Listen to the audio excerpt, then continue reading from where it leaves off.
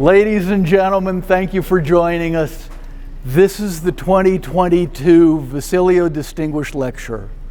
I'm David Ford, the Vasilio Professor of Construction Engineering and Management in the VIA Department of Civil and Environmental Engineering. We have several people that we should thank for making this event possible. First and foremost is the Vasilio family, whose generous endowment makes a number of things possible.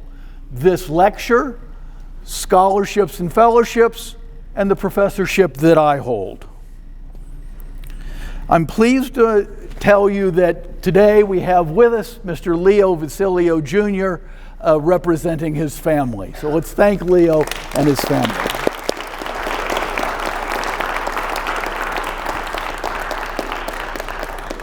There are others to thank, in particular the leaders here at Virginia Tech who support our program and make this possible. Dr. Julie Ross, the Dean of the College of Engineering, Dr. Mark Widdowson, who is the department head of the Civil and Environmental Engineering, Dr. Brian Kleiner, who is the director of the Myers-Lawson School of Construction, and a special thanks to Professor Mike Garvin, who has actually pretty much pulled this lecture together while I've been on my way getting here to Virginia Tech and Blacksburg. Thank you, Mike. Also thank Rachel Atwell, who is pulling together our reception and such, and our Vasilio scholars and fellows. So thank you to all of those folks. Speaking of the scholars and fellows, one of the benefits of this endowment is our opportunity to financially support distinguished students in their work here at Virginia Tech. Last summer, the faculty selected by a competitive process are scholars and fellows for this year.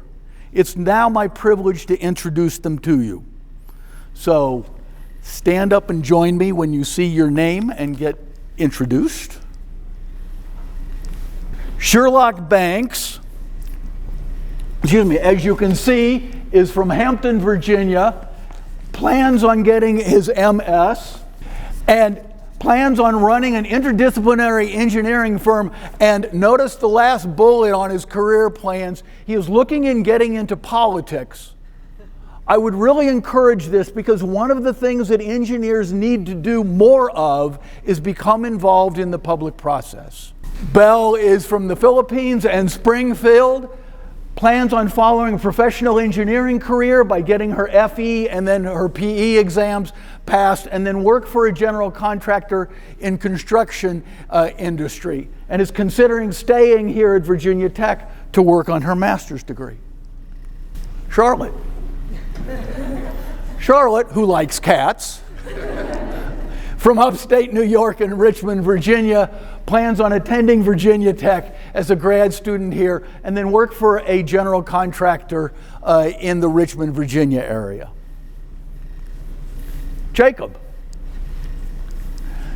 from King, North Carolina, plans on following his professional engineering path through the FE and the PE, and then work in the heavy civil construction area. This is one of the areas I might note that the Vasilio family is very involved in.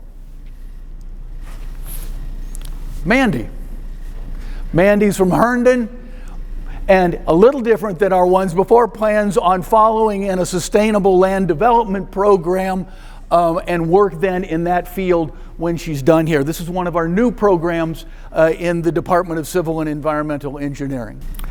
These are now our fellows, and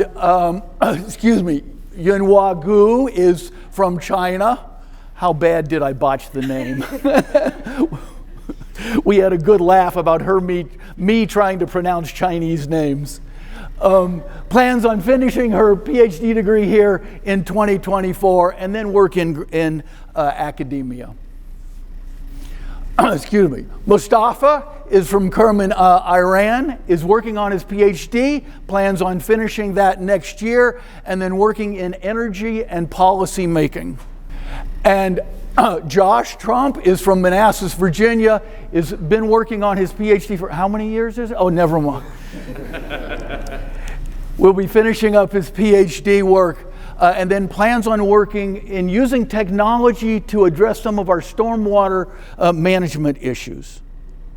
And so these are 8, but they're only 8 of the 9 because that's Trump Patton. Trump gives Josh the honor of taking care of him. So Trump couldn't be with us today, but if you need some time with Trump, if you'll make appointments with Josh, I'm sure he can help you out with that. Will you please acknowledge our scholars and fellows for the class of 2022? Thank you, people, for all your good work.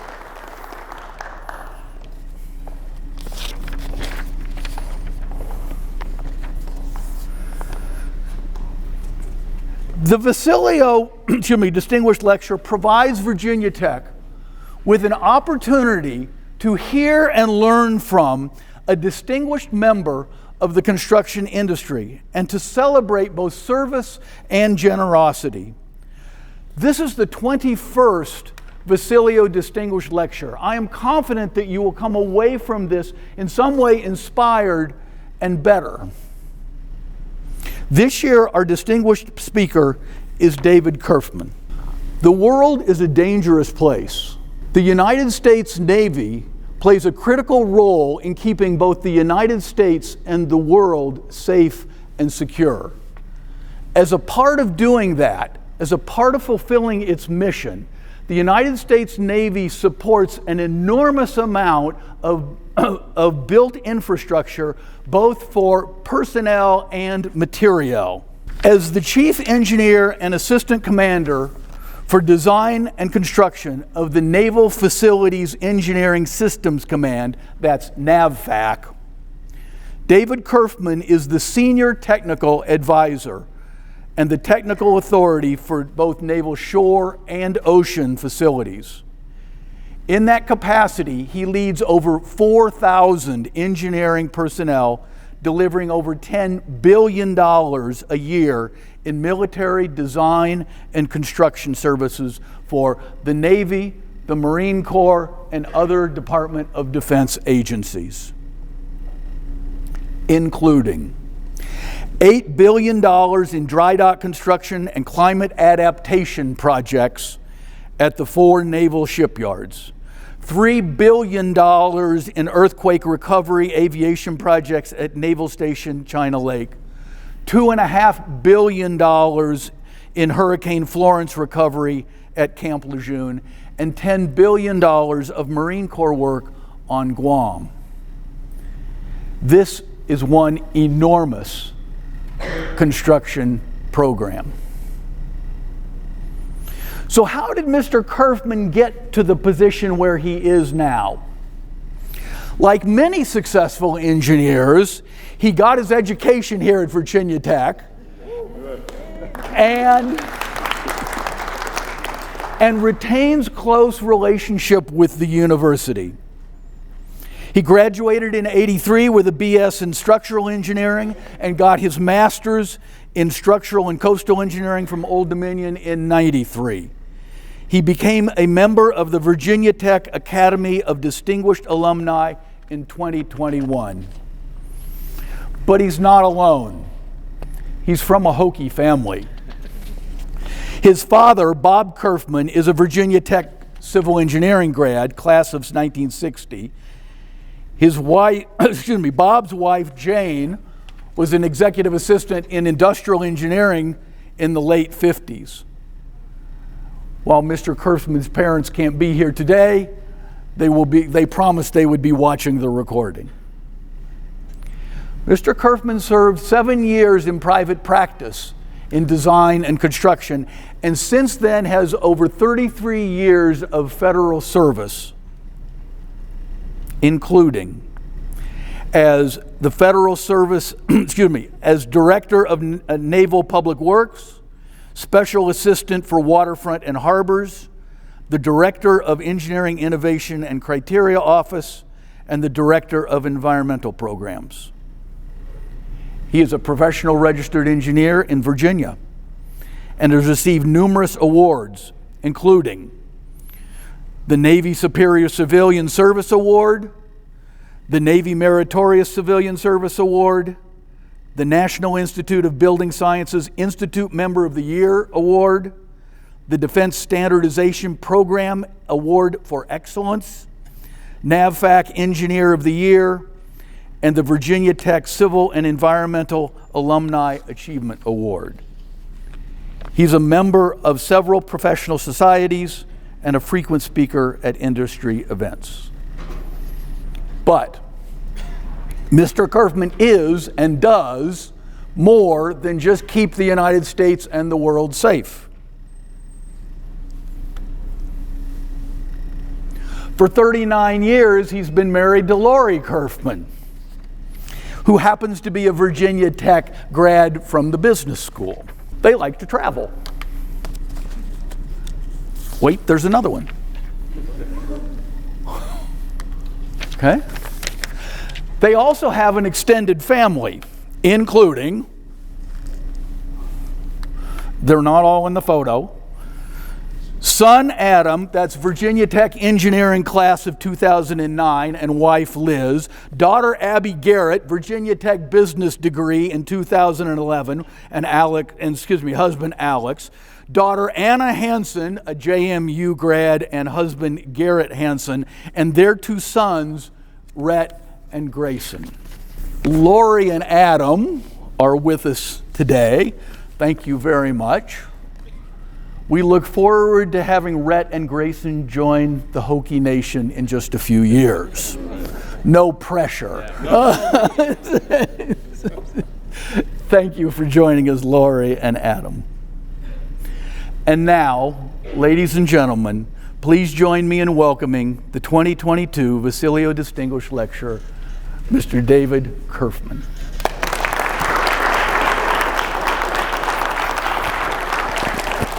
It's great to be here, and here they come right now, David. There's the Anna and Rhett and Grayson, and good seeing y'all. Thanks for coming.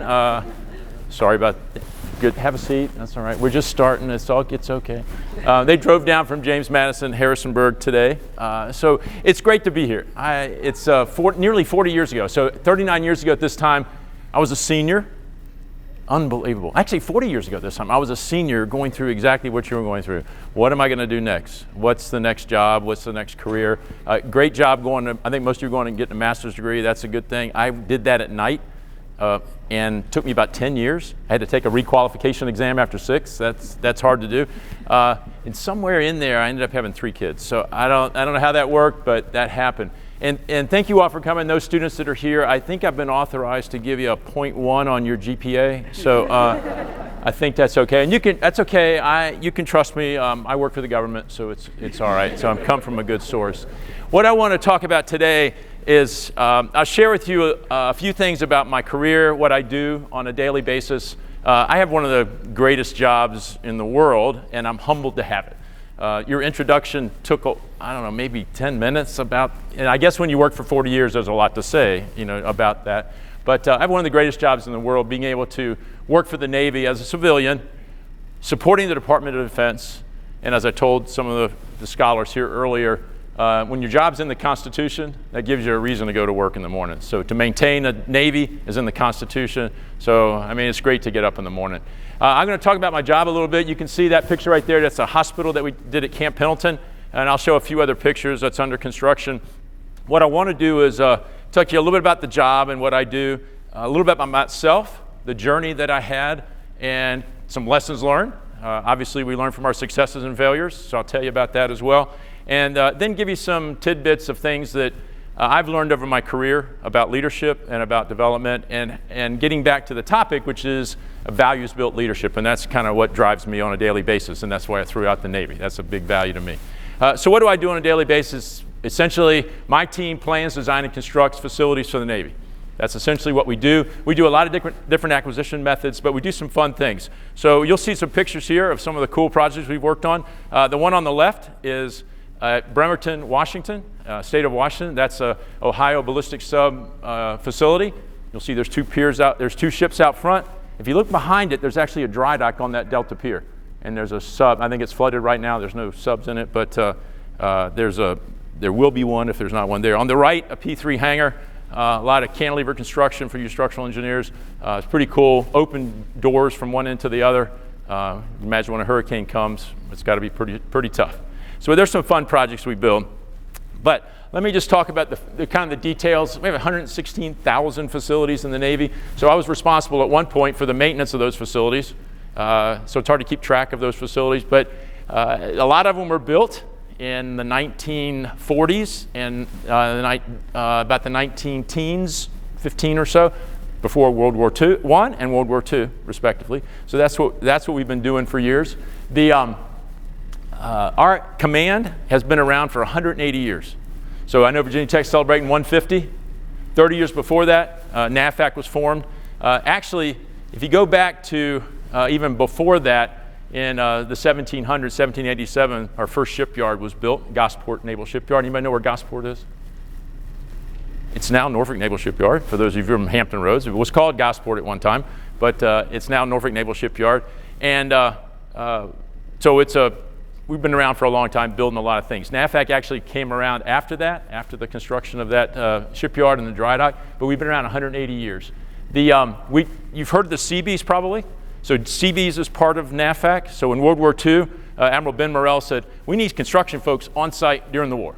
And so he recruited a bunch of carpenters, mechanics, and they learned how to fight and were able to build, and they went to the Pacific and did a lot of construction in support of World War II. So that Seabees is part of what we do.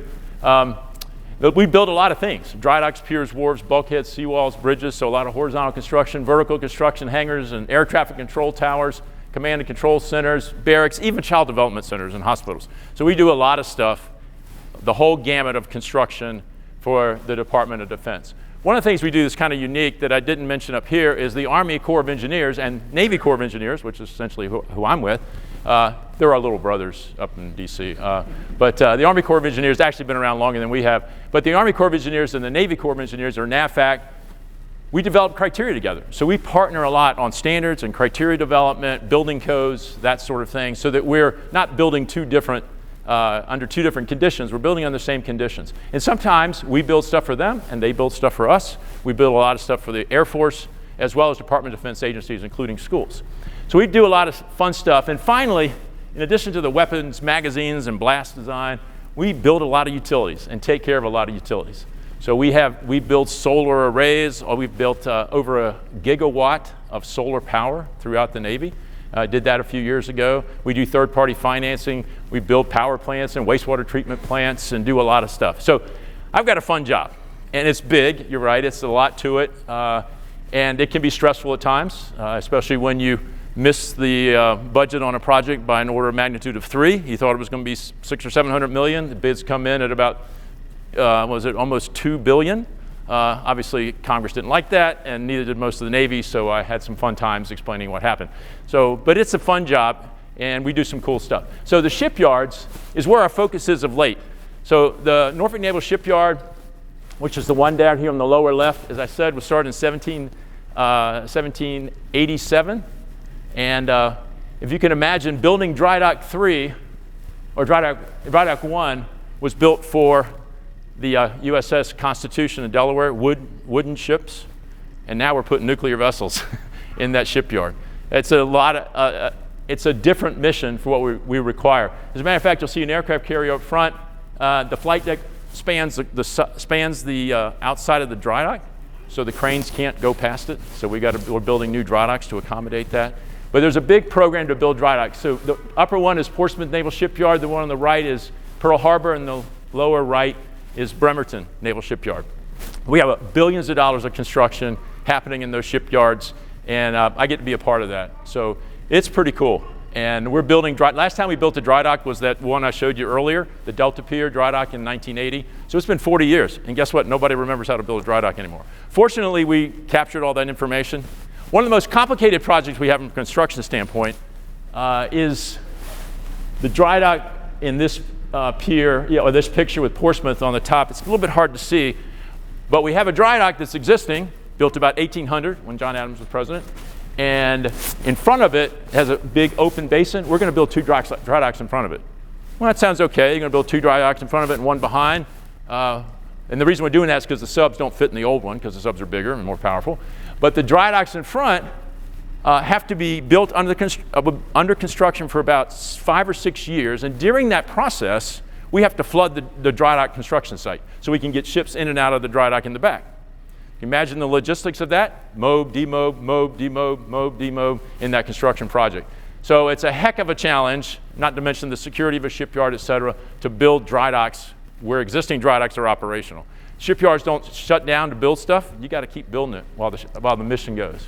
So we do some cool stuff. So let me tell you about lessons we've learned. So first of all, I think our construction folks will appreciate the lessons learned that we've had for the Navy. So this first one, I may be showing my age with Farside, but maybe some of our professors would understand where this comes from. Some of you may, Farside, you ever see Farside before? Okay, all right.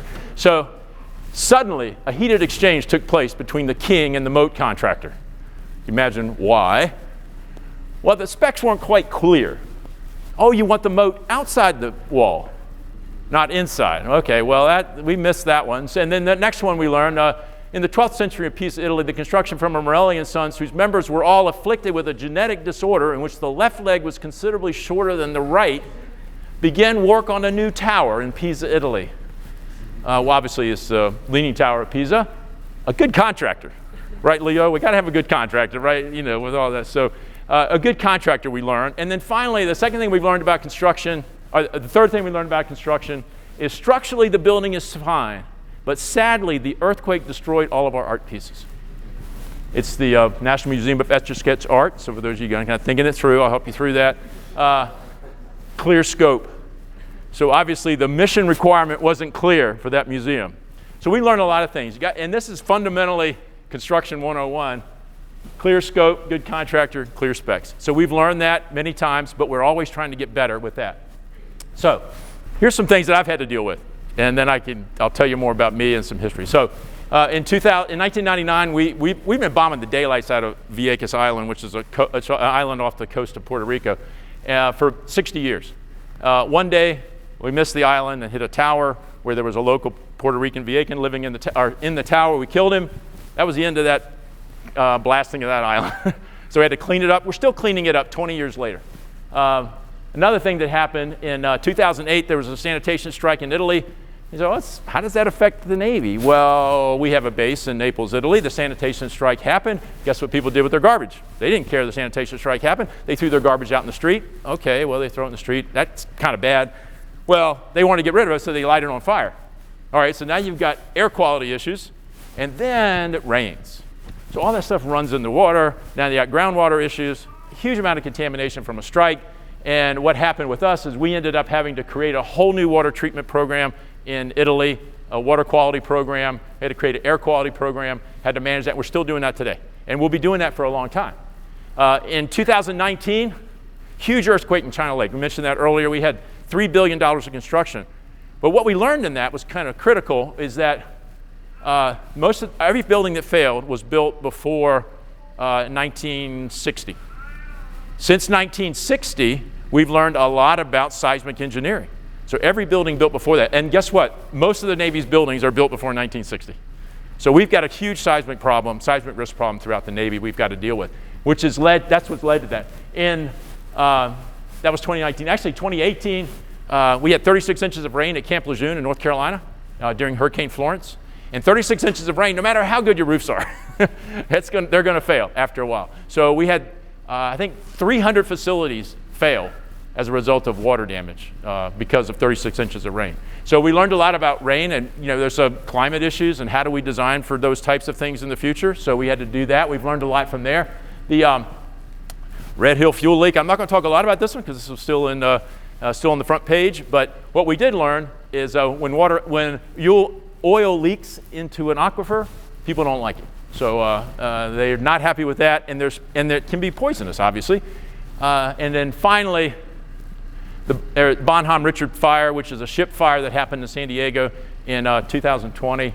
And what happened? Why does that pertain to facilities? Well, the problem was the pier wasn't able to handle the fire. We had no saltwater protection on the pier. We had no fire protection. The trucks couldn't get there. And what started off as some cardboard boxes burning resulted in the scuttling of a multi-billion-dollar naval ship sold for scrap.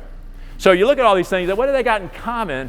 One of the things that got in common, and this is where the engineers come in, is all of these problems went viral.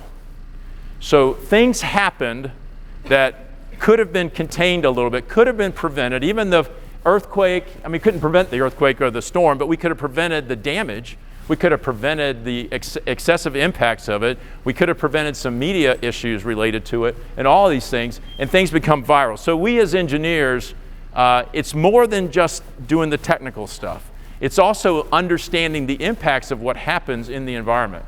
So we as engineers really need to think, how will this project impact the environment, good and bad? And these are all events that happen, and these are only some of the events. I mean, it goes on and on as far as these types of things. But we as engineers need to learn from our failures and learn and get better at it. So Navy phrase, get real, get better, that's something we've been focused on a lot lately.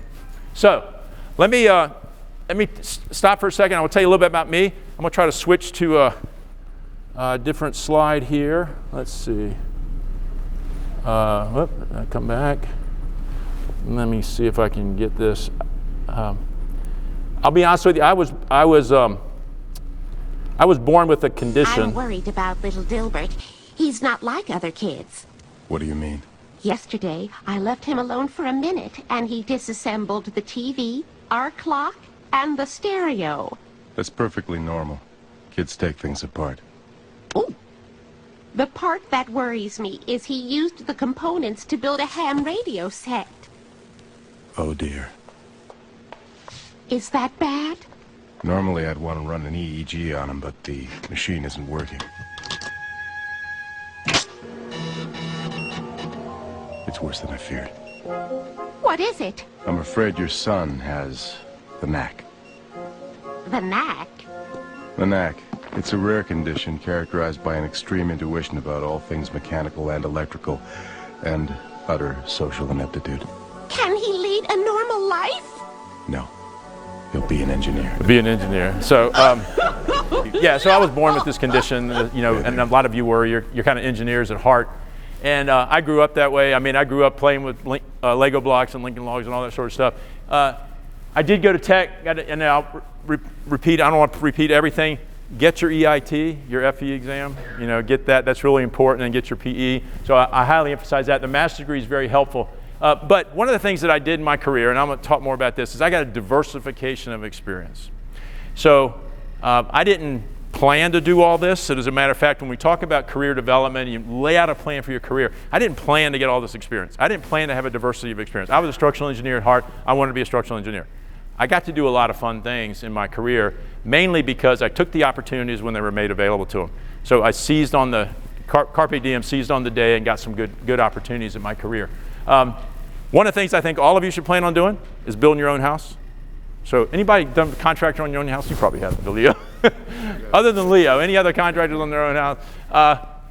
It's a marriage building experiment, isn't it? Yeah. So my wife and I know about how that experience and experiment built our marriage, strengthened us up, right? So we made it through the house building experience, and still married after 39 years. So kudos to you. Actually, it's a great project for us, because we engineers, in that project, I became labor, and she was management. So it worked out really well.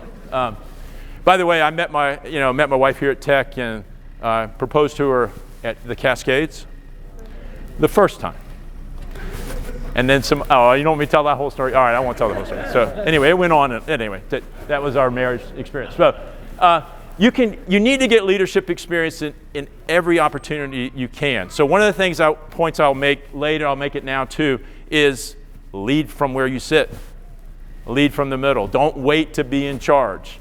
You got to start leading where you are. I mean, I took opportunities to lead in school. I took opportunities to lead as coaching my kids' soccer team. Took opportunities at church or community organizations. Seize the opportunities to lead. That's where you get the experience.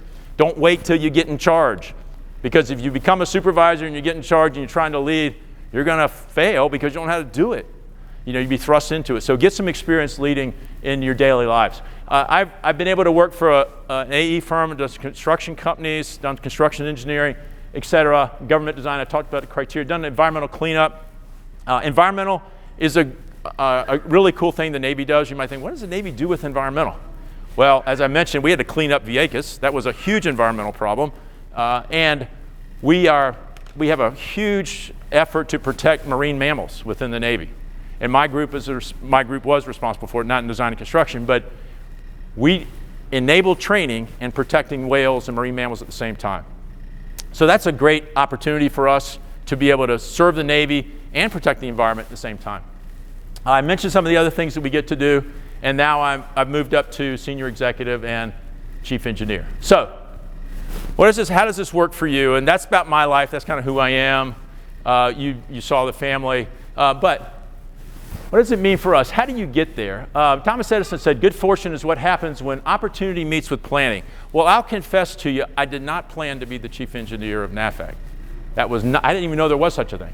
It was not on my horizon. What I did plan to do was be excellent, responsible, and inclusive of those on my team. And that's what led to this. It's not that I got this great, that's where I'm going to be, and that's my plan. You don't plan for those kind of things. You seize the opportunities, but you can plan to be the best in your career that you have.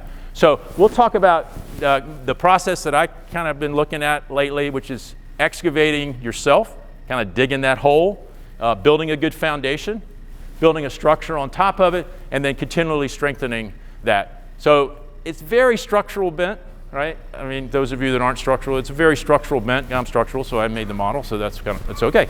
But that's how I learned from my successes and failures. So excavating, building a foundation, building the structure, and then strengthening it over time. So here's 4 things I look for. I was asked that question a little indirectly. What do I look for when we hire folks? Really brilliant folks with a hunger for learning. I cannot tell you, if you're smart, I can teach you how to do new things. And I can put you in places where you can serve. I can make you the engineers we need you to be. But if you don't want to learn anything, you're stuck. So college doesn't end when you graduate, put it that way. You got to keep learning, keep going. Secondly, I look for people that get meaningful result and significant impacts. I want to, just because you did something doesn't mean you did it well. I like to know you did it well. I like to know it was successful. How do you measure success? What's your measure of success? Completion of a project? That's not success. That just means you're done. How do you measure completion? Did you get an A? Maybe that's a good measure, right? Did you get an A on it? So I try to get an A on as many things as possible. Being a great communicator. That's not something you spend a lot of time on in college, is being a great communicator. But I can tell you it's critical in the work environment. Not just verbal communication and public speaking. I didn't grow up to speak publicly. That was not something that was in my natural bent. I'm actually an introvert. So as an introvert, I didn't want to get up in front of people.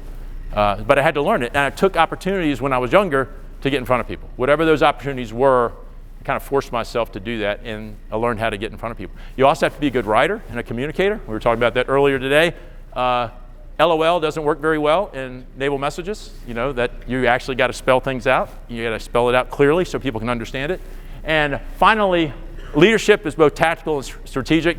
So strategic part of leadership is what you kind of think of. Hey, we got a strategic plan. This is where we're headed. The tactical part is the day-to-day leadership, getting people to do things that need to get done. Influence is another way of looking at it. So for those of you that are in college and grad school, whatever, we'll pose some questions to you about some things that you need to think about.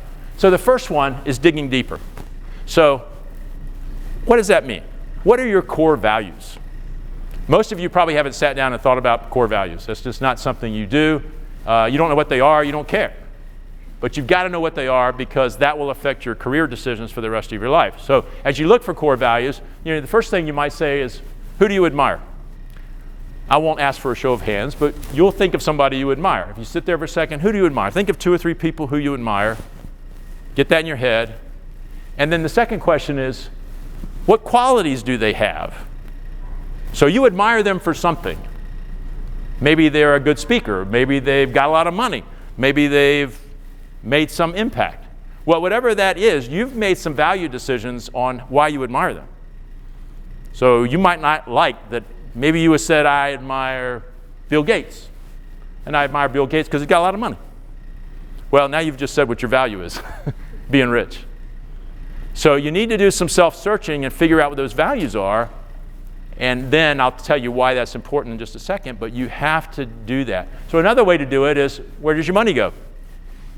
Look at your bank statement, pull up your app. Where did you spend your money? This party, this party, this party. Oh, this donation, this donation, this donation.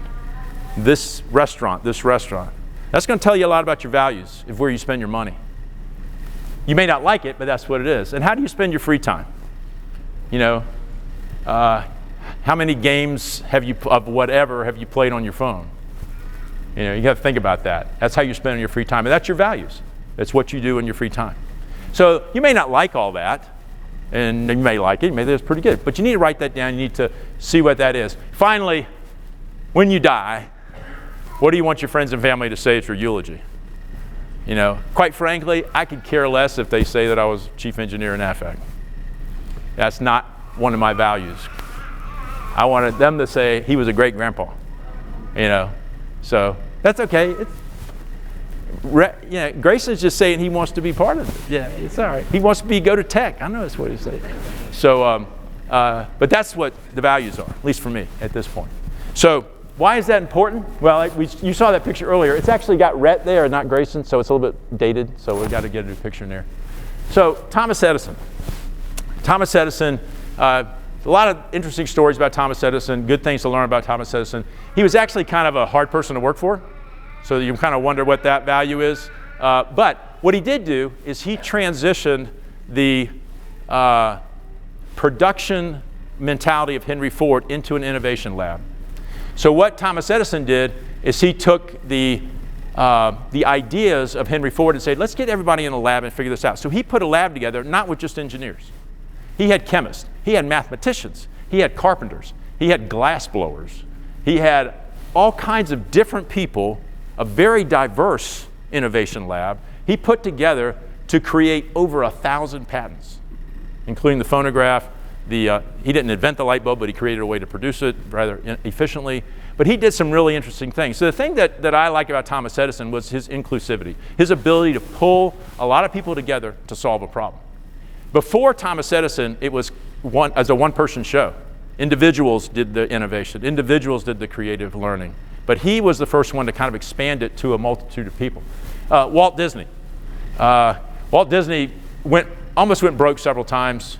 He kept trying to figure out how to do something. You may not know that his first character that he came up with was Oswald, which was a rabbit. And he tried to sell Oswald. A lot of people liked it. It was stolen from RKO Pictures, actually stole it because he didn't have the license. Then he came up with another one. And the second one was Mortimer Mouse.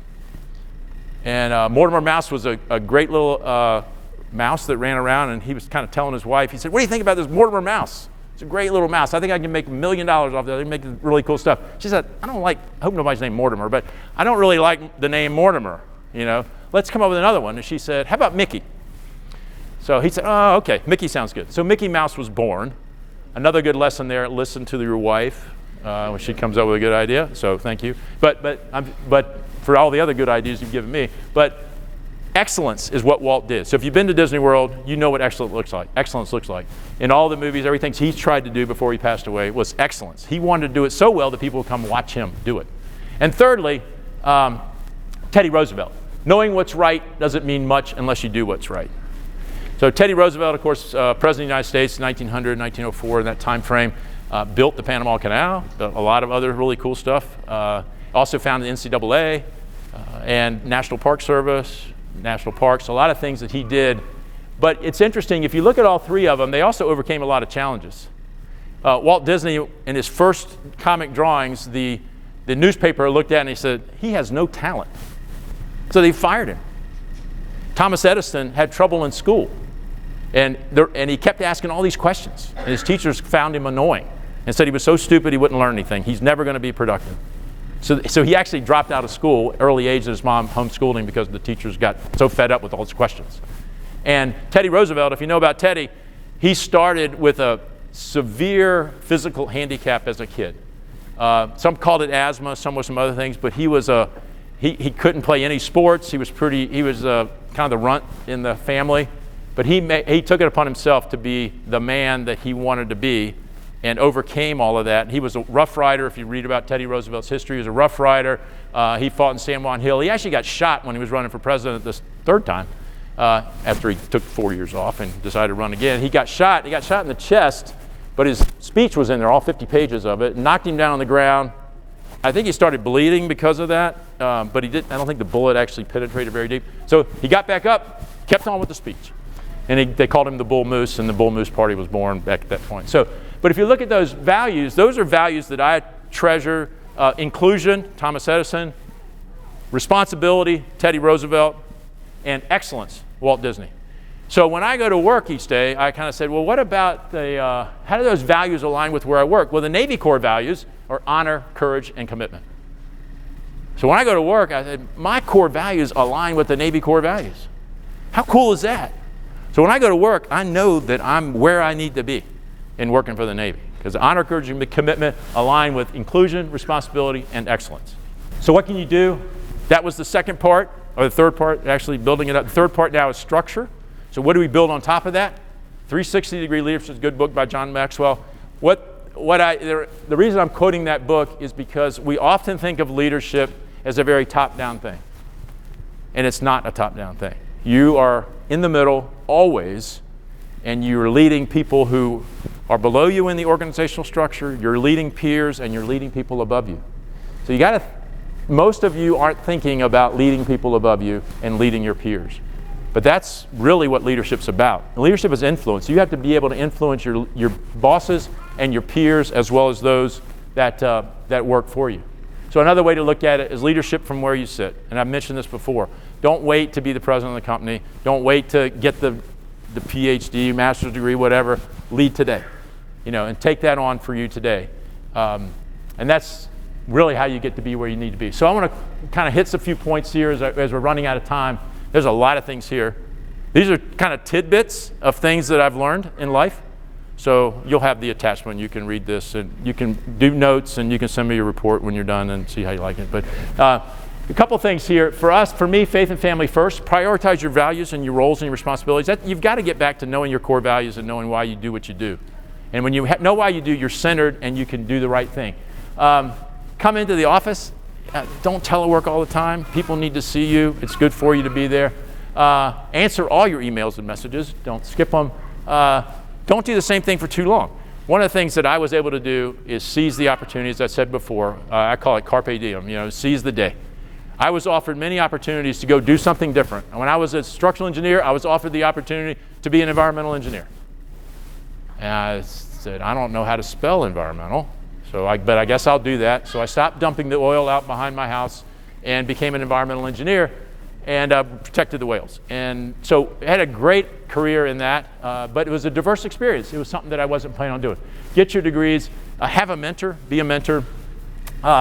You can read all those. I've mentioned a couple of them already. Be willing to take on the dull, dirty, and dangerous. Maybe not dangerous. Don't tell your parents I said dangerous, but dull and dirty jobs as well, because that's really that's where you show your mettle in those types of jobs. Get out of your comfort zone. Create opportunities to shine. Couple things I learned, everything's a project. Project management is a daily lifestyle. It's how you do everything. Coming to this event was a project management exercise. You had to set a schedule, you had to set a time, there's a cost to it. Does it cost me time, does it cost me money? What's the quality? You'll get done, and was it worth it or was it not worth it? So everything's a project. Raising 3 kids were a project, actually a big program. A lot of projects in between, a lot of sub-projects. We had goals and objectives, a lot of cost, a lot of schedule, but we got there, right? I think we got there. Yes, so we got there. Another thing too, everyone has personal challenges. One of the things I've learned in the office and learned with NAVFAC with 4,000 people, everybody has, I don't mean this in a bad way, but everybody has issues. I mean, everybody has something going on in their life that distracts them and is important to them and keeps them from being fully productive. And as leaders, we need to be sensitive to that. We need to understand that. We need to look for that. We need to listen to that and help them through that. And finally, seize the day. Do something bigger than yourself. I mean, working for the Navy, to me, is way bigger than Dave Curfman. I mean, building a dry dock for a Virginia-class ship or an aircraft carrier is way bigger than me. Building a hospital at Camp Pendleton for Marines, that's way bigger than me. So work for something bigger than yourself. Finally, learn, learn, learn. I've given you, this is a list of books to read. A lot of these are about leadership, but the top ones are blue one on leadership. The bottom ones, the green ones, are history. I learned so much from reading history. And David McCullough, one of my favorite authors, Brooklyn Bridge, the Great Bridge, Panama Canal, learn about leadership in that. Theodore Roosevelt on leadership. Battle Cry of Freedom, great by James McPherson, who some of you may know, on the Civil War. The last couple are kind of interesting. The last one, Nikolai Tesla's biography. So, autobiography, excuse me. His autobiography that he wrote in 1919. Remember Thomas Edison, who I was talking about before? Thomas was pretty inclusive, except for one guy, this irritating Nikolai Tesla guy. And Nikolai Tesla left Edison because Edison was heading down this path on direct current, and Tesla said, you know, alternating current is probably a better way to go. Edison didn't want to hear about it. So guess what? The first project came up in Niagara Falls for power production. Nikolai Tesla had gone to Westinghouse, and Edison was still at his own company, Thomas Edison Electric. He became General Electric, by the way. Lost the bid. AC was the only way to get power from Niagara Falls to New York City. DC current wouldn't have done it. And finally, that number 20, the Simple Sabotage Field Manual. That's an interesting one, 1944 from the CIA. It's now on class. I won't spoil it. You need to read that. And get a mentor. I've had a lot of mentors in my life. Actually, one's here. Chris Kiewis, is he still here? He's a good mentor. Did you have to leave? Chris, you're here. Good mentor of mine, good friend of mine. That's the VP of facilities here at Virginia Tech. So values-built leadership. Let me close with this. There's kind of a summary of everything we just talked about. And I'll close with this. There's Camp Pendleton Hospital all finished. You saw the construction at the beginning. So let me close with this. Anybody know who this guy is? That's because you're all civil engineers. Willis Carrier. So Willis Carrier, in 1904, he graduated from Cornell University. A few years out of college, he was given a problem. The problem was our paper is sticking together from the humidity. So Willis Carrier said, let me work at it. He's a couple years out of Cornell. He started working on it. He came up with this newfangled idea to dehumidify the air. Well, next thing you knew, that transformed into air conditioning. And Willis Carrier changed the world. You think about the impact of air conditioning. The sheer fact that people live in Phoenix and Houston and Orlando and Tampa is because of air conditioning. You know, and most of the world is air conditioning. He changed the world. So he found something bigger than himself and found the world. Anybody know who she is? Emily Roebling. Yes, Emily Roebling. Her husband, Washington Augustus Roebling, WAR was his abbreviation, was the second builder on the Brooklyn Bridge. So his father, John Roebling, started the Brooklyn Bridge. He got tetanus, he died. Washington Roebling took it over, but he kept going down into this caisson idea and it kept coming back up. And at the time they said, come up faster so you won't get the bends. Well, that was the wrong answer. So he got sick from the bends and was bedridden for the rest of the construction project. His wife became the first female construction engineer. I saw some fast facts. She didn't graduate. The first one graduated was a woman from Cornell, but she actually became the first female construction engineer. And she enabled the Brooklyn Bridge to be built. She was a brilliant woman. She ended up getting a law degree later on and actually fought for women's right to vote later on. But she went up to listen to her husband every day, went down to the job site with her 600 men and said, this is how you build the Brooklyn Bridge. This is what you're supposed to do. So she directed 600 men during the construction. Because of her, we've had the Brooklyn Bridge. She really changed the world and became the first woman construction engineer. And finally, you probably don't know him. This is John Frank Stevens. John Frank Stevens was the second chief engineer for the Panama Canal. When he got to the Panama Canal, he said, I have never seen a worse problem for a construction engineer. And he actually used the term construction engineer. I've never seen a worse problem for a construction engineer. But what was the problem? Malaria, yellow fever, and malnutrition. You know, nearly 30,000 people have died in the construction of the Panama Canal, mostly from a lot of French before the U.S. got there, and a lot of mostly from yellow fever and malaria. First thing he did, I'm going to solve that problem. So he brought Dr. Gorgeson, who was an Army medic, brought him in and said, hey, take a look at this problem. And he proposed some newfangled ideas. He said, you know, I think yellow fever and malaria are coming from mosquitoes. Nobody believed him at the time, except John Frank Stevens. And he said, we are going to nip this in the bud. Within a year, they eradicated yellow fever at the Panama Canal, and shortly thereafter, they didn't get rid of malaria, but they controlled it as a result of quinine, the drug. They found this drug at the time to help it. He changed the world. John Frank Stevens, by listening to his teammate, Gorgas, changed the world. So, for you, my advice is change the world. Seize the day. You'll be great engineers. You got a great career ahead of you. You got a great degree. So anyway, I think that's all I have to say. Thank you for your time. Thank you. Do you want to take Q&A? Sure. You got time? So we have a bit of time. We can have some Q&A. I assume you can manage your own Q&A. Sure. My only request is raise your hand or stand up or do something. So, oh, come on, there might be something. Yes, Sherlock. I wanted to ask this earlier, but when you think of like your most impactful, most like out of the world project, what comes to mind? And what do you learn from it? Aside from my 3 kids that are now in their 30s, so I use that term. But as far as out of the world construction project, kind of focusing on that, I do think a lot. When somebody asks me what's my successes, aside from family is a big one, I think about the people that I got to mentor and the people that I got to work with. So I'll say that's my second one. But thirdly, the construction projects. I think out of the world construction projects. That's a good question. I think the most complicated one I did was probably. I've got to think about a ring module shop. So a ring module shop is where they put subs together by rings. It's not a steel frame building, but it's got gantry cranes on 90-ton gantry cranes that have a lot of fatigue loading on the rails. It's a stepped column because it's in a hurricane zone, so there's a lot of wind loading, P delta effects, that sort of stuff, because it's pretty complicated structural. I always thought that was a pretty cool structural project that we got to work on. I think on the, for Navy, a double-deck pier in Norfolk is pretty cool. That was radical. Double-deck pier? How does that work? Working on that was pretty cool. So, yeah, we got some neat ones. That's hard to pinpoint which one was the most impactful. It's pretty cool, impactful. But there've been some neat ones. That's a good question. I have to think about that. I'll get back to you on that. Yeah.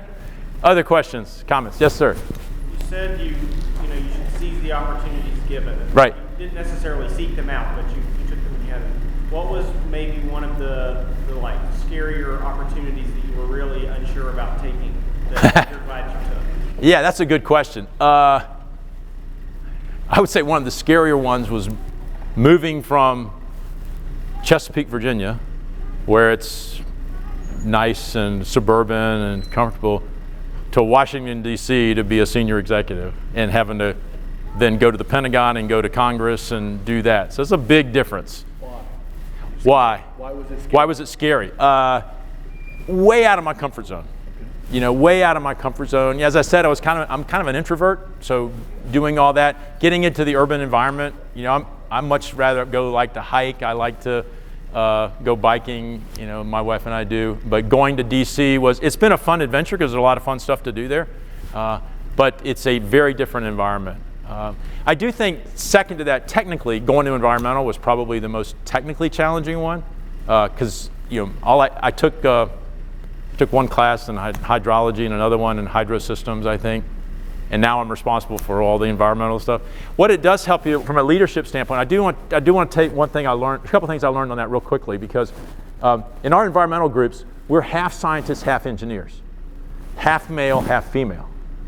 We even have 10% PhDs in that group. On the engineering side, it's like 95%, male type engineers. It's a very different environment. So I learned how to be a better inclusive manager with that in that group, and I had a lot of people speak into my life positively in that time. And then secondly, I also learned, even though I try to be the expert, I kind of use that to get them to be the expert. I told them, if I know more than you, something's wrong, because I'm not an environmental engineer. So I kind of put pressure on them, because I drive my employees and I drive my children to excellence in a pretty big way. And I want them to be excellent. I don't want them to be perfect. That's a big difference. I want them to be excellent. So I try to encourage folks to be excellent in what they do. And in that case, it worked pretty well because I would read the books and I would read all the regulations and I would read it so I could ask intelligent questions. And it forced them to make sure they knew what they were doing. So it was probably good. So environmental was probably the most technically challenging because I'm a structural. But then moving from Hampton Roads to DC was way out of my comfort zone. And the politics of DC and the traffic and all that sort of stuff, Those of you from Manassas, you know what I'm talking about. So that's why you live way out in Manassas, which is not that far out anymore, right? Maybe you got time for one more? One more? Dave, how about the flip side? You got an opportunity along the way that you did not take, that you look back now and think, oh man, that would have been good. I should have done. Yeah, that's a great question, Mike. The answer is no. And the reason I say that is because when I do things wrong, which we've all do things wrong, those are regrets, and those are reasonable regrets and things you should do differently. Back to what Teddy Roosevelt said, knowing the right thing to do and doing the right thing. So when I don't do the right thing, those are things I regret. When I make the best decision at the time, based on the input that I have and family and listen to my wife and all that, making the best decision that I can at the time, I don't have a lot of regrets. I don't have any. And so, for example, I've gotten job offers to go do other things at a lot more money. And I've turned those down because I love what I do. I love being part of the Navy, probably not making nearly what I would outside, but it's being able to work for something bigger than myself and impact the United States Navy and the world for what we're doing. As you said earlier, we are the world's Navy, for a large extent. It's a good reason to wake up in the morning. So, yeah, great question. So, I think I've probably run out of time. I think that's good. Let's have one more round of applause.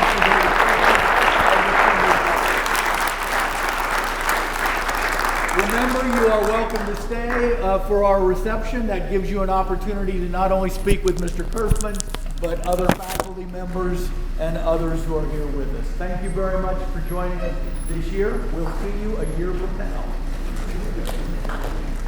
Thank you. Good job. Great job.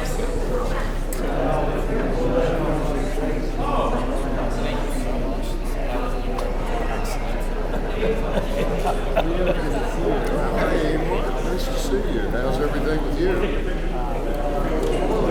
got the email a couple of days ago on a report on the program. It's like things are going well, so I'm glad for you and the rest of the team.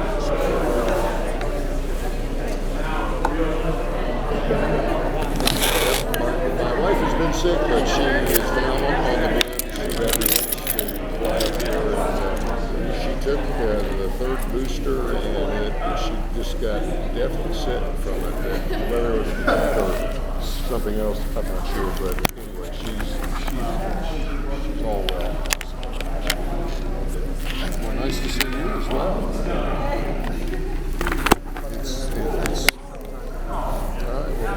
Well, please call me anytime. So, for good or bad, my cell phone rings anywhere in the world. So, You need a different service then. It's something about always being able to be found, I guess. We're being able to work from anywhere. Actually, that's the best thing with satellite communication.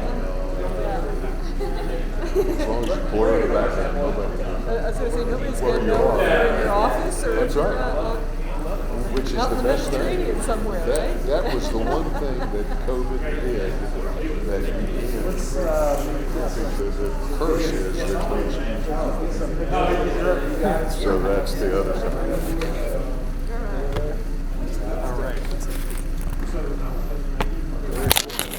May I slip in the back here somewhere? Here.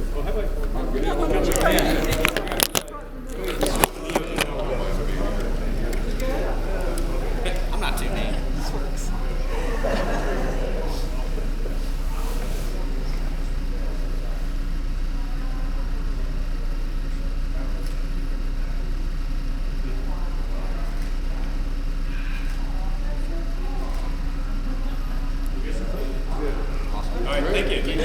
Thank you.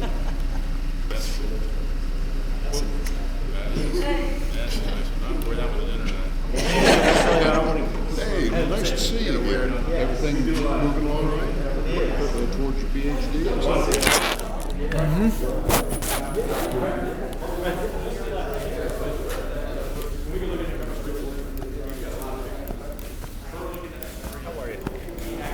That go okay?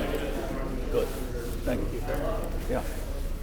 And you know, you're on my list. We're going to contact about getting together.